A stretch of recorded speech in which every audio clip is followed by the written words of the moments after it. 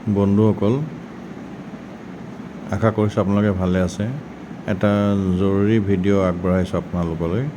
আপোনালোকে জানেই নিশ্চয় যে 2026 চনত ইলেকশ্যন আমাৰ আহি আছে। গতিকে এই ইলেকশ্যনৰ বাবে যে আমাৰ ভোটাৰ তালিকা এখন যে আকৌ কিছু পুনৰীক্ষণ হ'ব, আপোনালোকে নিশ্চয় জ্ঞাত সেই বিষয়ে। তাৰ কাৰণে আমি কেনেদৰে প্ৰস্তুত হ'ব লাগিব আৰু কি কৰিব লাগিব সেই বিষয়ে আপোনালোকক ক'বলৈ ওলাইছোঁ। অকণমান ভিডিঅ'টো মন দি চাব আৰু যদি ভাল লাগে আপোনালোকৰ নিজৰ বন্ধুবৰ্গলৈ শ্বেয়াৰ কৰিব।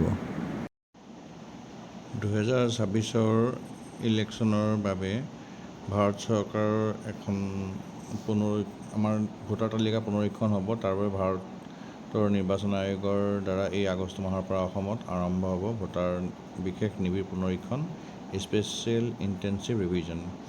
এই প্ৰক্ৰিয়াত নিৰ্বাচন আয়োগৰ দ্বাৰা নিয়োজিত বিষয়াই ঘৰে ঘৰে প্ৰতিজন ভোটাৰক একোখনকৈ ফৰ্ম ফিল আপ কৰাব আৰু নিম্নলিখিত নথিসমূহ জমা ল'ব। পুনৰীক্ষণত জমা দিয়া ফৰ্মখনৰ একপি নিজৰ হাতত ৰাখিব। পুনৰীক্ষণ ফিল আপ কৰা ফৰ্মখন জমা দিবলৈ নাপাহৰিব। জমা নিদিলে ভোটাৰ তালিকাৰ পৰা নাম কৰ্তন হ'ব। আৰু এই সমগ্ৰ প্ৰক্ৰিয়াত যিখিনি কথা লিখা আছে, ইয়াত আটাইতকৈ ইম্পৰ্টেণ্ট বস্তু হ'ল 2005 চনৰ ভোটাৰ তালিকা। যদি কোনোবা ভোটাৰ 1987 চনৰ 1987 জুলাই মাহৰ আগত যদি জন্ম হৈছে, তেখেতৰ ভোটাৰ তালিকা 2005 চনৰ নাম থাকিব লাগিব আৰু নিজৰ যিকোনো পৰিচয় পত্ৰ এখন দিব লাগিব, আগবঢ়াব লাগিব। আৰু যদি 1987 পৰা 2002ৰ ভিতৰত তেওঁ জন্মগ্ৰহণ কৰিছে, তেওঁৰ পৰিচয় পত্ৰ, জন্ম প্ৰমাণ পত্ৰ, পিতৃ মাতৃৰ পৰিচয় প্ৰমাণ পত্ৰ আৰু তেওঁলোকৰ নিজৰ নাম নতুবা 2005 চনৰ ভোটাৰ তালিকাত নিজৰ দেউতাক মাকৰ নাম থাকিলেও হ'ব। আৰু 2002 চনৰ পিছত যদি কোনোবা জন্মগ্ৰহণ কৰিছে, তেনেকুৱা ভোটাৰ যদি আছে, তেওঁলোকৰ নিজৰ পৰিচয় পত্ৰ লাগে, জন্ম প্ৰমাণ পত্ৰ, পিতৃ মাতৃ উভয়ৰে পৰিচয় প্ৰমাণ পত্ৰ আৰু একেই পিতৃ মাতৃৰ নাম থকা 2005 চনৰ ভোটাৰ তালিকা। গতিকে এতিয়া আটাইতকৈ ইম্পৰ্টেণ্ট হ'ল 2005 চনৰ ভোটাৰ তালিকাখন আমি কেনেকৈ চাব লাগে সেই বিষয়ে অকণমান আপোনালোকক কৈ দিছোঁ। 2005ৰ ভোটাৰ লিষ্টখন চাবলৈ হ'লে আপোনালোকে গুগলৰ চাৰ্চত আপোনালোকে লিখিব ভোটাৰ লিষ্ট 2005 আছাম বুলি লিখিব। তেতিয়া এইখন পেজ খোল খাব। ইয়াৰ একেবাৰে ওপৰত থকা যিখন পেজ আছে, chief electoral officer Assam, office of the chief electoral officer Assam, তাত আপুনি ক্লিক কৰিব। ক্লিক কৰাৰ পিছতেই এইখন পেজ খোল খাব।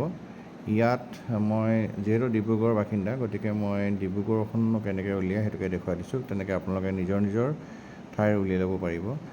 এতিয়া ডিষ্ট্ৰিক্ট আছে, ডিষ্ট্ৰিক্টটো আপোনালোকে ইয়াত দেখিছে নহয়, একেবাৰে কৰিমগঞ্জ, হাইলাকান্দি, কাছাৰ, আপুনি যিখন ডিষ্ট্ৰিক্টৰ হয় সেইখন চিলেক্ট কৰিব। মই যেনিবা চিলেক্ট কৰিছোঁ ডিব্ৰুগড়খন চিলেক্ট কৰিলোঁ।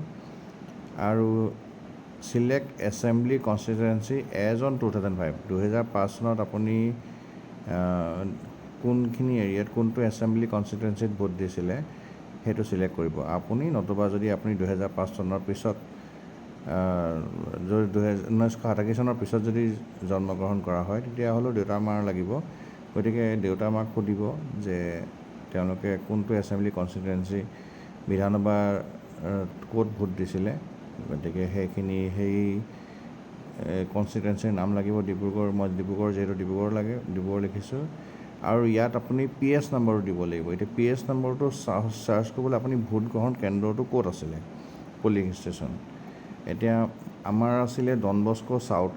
মই ডন বস্কো DON চাৰ্চত DON মৰাৰ লগে লগে ডন বস্কো চাউথ ওলাইছে, দেখিছে নহয়। ইয়াত আপুনি সোঁফালে গুচি যাব, সোঁফালে গৈ ভিউ PDF বুলি আছে। এই ভিউ PDFত ক্লিক কৰিব, এই ভোটাৰ তালিকাখন আপোনালোকৰ হাতত ওলাই পৰিব। এতিয়া মই মোৰ নিজৰখন দেখুৱাইছোঁ। মোৰ যিহেতু ৱাহিদুজ্জামান, আপুনি ইয়াত পাব। এইখন পেজখন এনেকৈ বিচাৰি থাকিব লাগে। অৱশ্যে চাৰ্চত গৈও পাৰিব বিচাৰিবলৈ, মই তথাপিও আপোনালোকক দেখুৱাই দিছোঁ।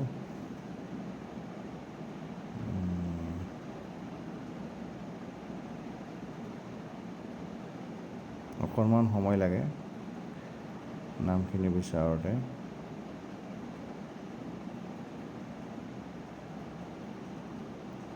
ওচৰ চুবুৰীয়াৰ নাম দুই চাৰিজন দেখিলে আপুনি গম পাব তেতিয়া যে আপোনাৰ নামটো তাতে আছে বুলি।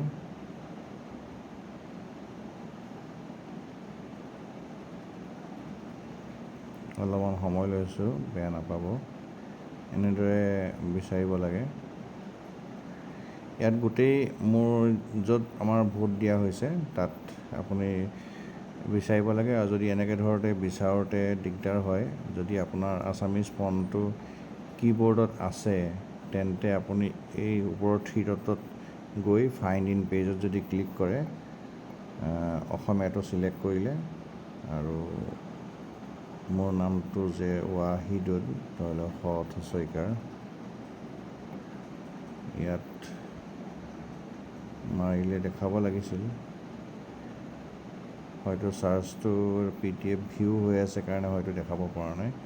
PDF যদি ডাউনলোড থাকিলেহেঁতেন তেতিয়াহ'লে আমাৰ বিচাৰোঁতে বেছি সুবিধা হয়।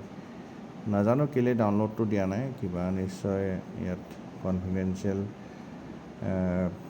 কথা থাকিব পাৰে। সেই বিষয়ে নিৰ্বাচন আয়োগে বেছি ভালকৈ জানিব। গতিকে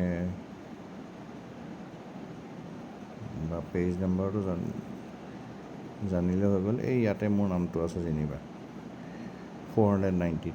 গতিকে আশা কৰিছোঁ আপোনালোকে ভিডিঅ'টোৰ পৰা উপকৃত হ'ব।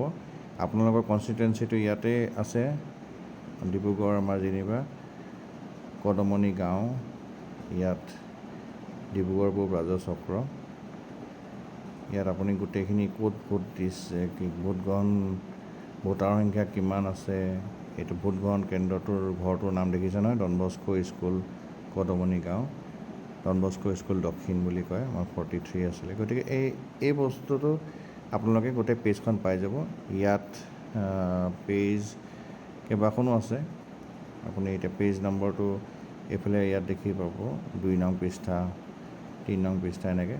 এইটো প্ৰতিটো অঞ্চলৰ কাৰণে তেনেদৰে আছে। গতিকে আশা কৰিছোঁ আপোনালোকে ভিডিঅ'টো ভালকৈ চাব, চাই মেলি উপকৃত হ'ব। আৰু যদি উপকৃত হয় আপোনালোকে শ্বেয়াৰ কৰিব। ধন্যবাদ।